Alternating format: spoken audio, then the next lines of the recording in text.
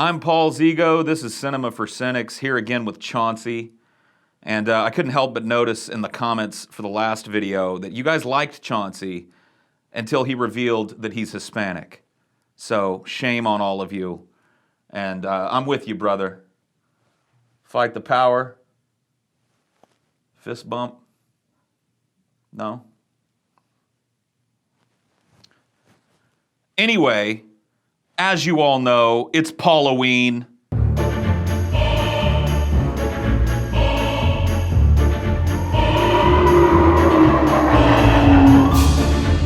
And as I announced in the last video, on Halloween Eve, I will be reviewing the entire Hellraiser series, a giant review, all 9 movies, to see if I can find out what the fuck happened to Hellraiser. I am so exquisitely empty. Now, if you're into horror movies, you're probably aware that very few of them ever manage to be genuinely scary. Some people think that a grown-ass man like myself shouldn't expect movies to scare me anymore. These people are, of course, dead wrong, as they always are. Just because most scary films don't scare me doesn't mean that they can't. Here, in no particular order, are 5 movies that actually scare me. The Descent. I'm not particularly claustrophobic, but 2005's The Descent makes me feel like I'm stuck in a coffin. You're only given a few brief moments of respite at the beginning of the movie before its characters are thrust headfirst into an unexplored cave system with no way out but through. That's a scary enough prospect on its own, never mind the flesh-eating freaks that call the place home. Even before the traditional monster-based horror kicks in, The Descent is fucking scary. The cramped, dark environment of the film is enough to give me sweaty palms just thinking about it. Once our characters realize that they aren't alone in the bowels of the earth, the dread really ramps up.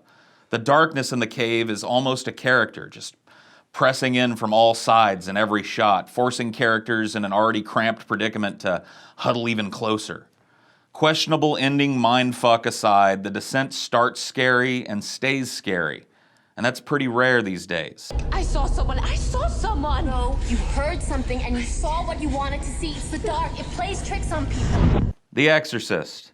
What was I gonna do? Not include this one? Just because most people already know about it doesn't make it any less true. The Exorcist is disturbing. When it premiered in 1973, it brought with it a kind of hysteria.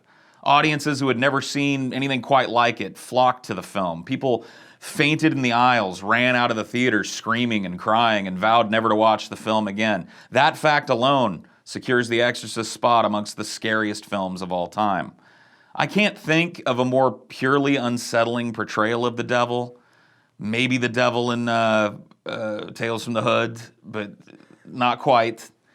Linda Blair and Mercedes McCambridge's collaboration as the demon Pazuzu is at the core of the scares here, along with some amazing makeup and audacious practical effects.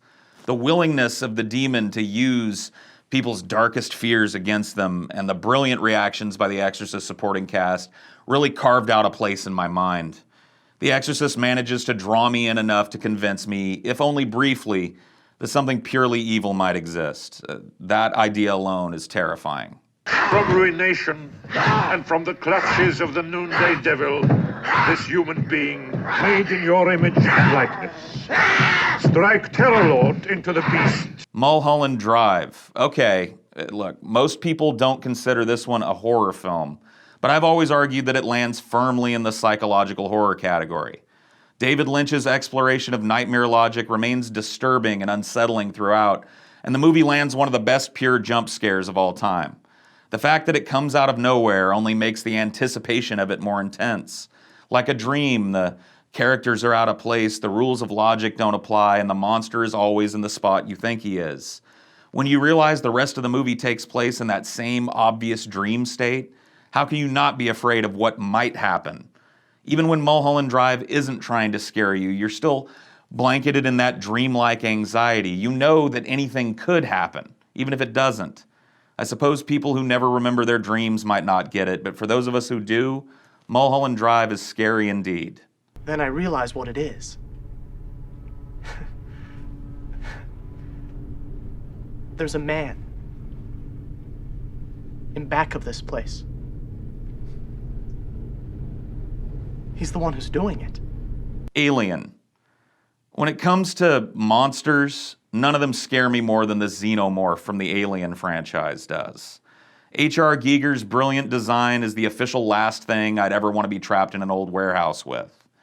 The whole life cycle of the xenomorph is terrifying. The way the eggs open, the face hugger that lives inside, the chest-bursting larva it implants, and the terrifying predator that it becomes. With an antagonist this good, it's no wonder that Ridley Scott's Alien is still so scary. The Nostromo is presented like a haunted house in space, and it works better as one than many of the attempts at haunted houses we see in horror. It's also technically a slasher flick, without the lumbering masked bodybuilder with the machete. The insect-like logic of the Alien is core to its scariness for me, and while its life cycle might not make a lot of sense under scrutiny, I'd rather not say that to its face, or have it hug mine.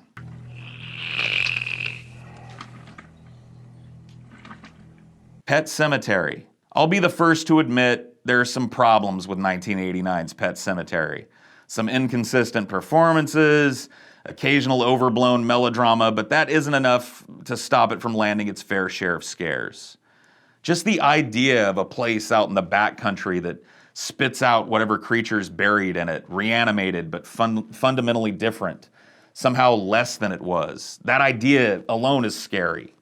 Fred Gwynne as Old Man Judd really helps carry the dread with a performance that borders on campy sometimes.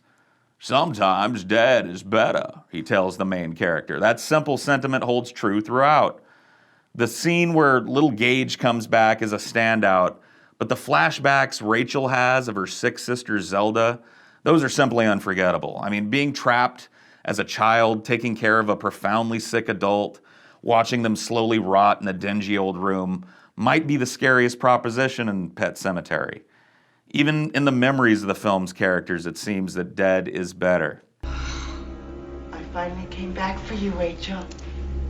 I'm going to twist your back like mine, so you'll never get out of bed again. Did I miss any of your favorites? Well, make sure to leave an insanely long, pissed off comment about it below, and maybe I'll include your suggestions in a future sequel. If you liked this, like it again by hitting the like and subscribing. Remember, we cynics have to stick together, right, Chauncey? Right.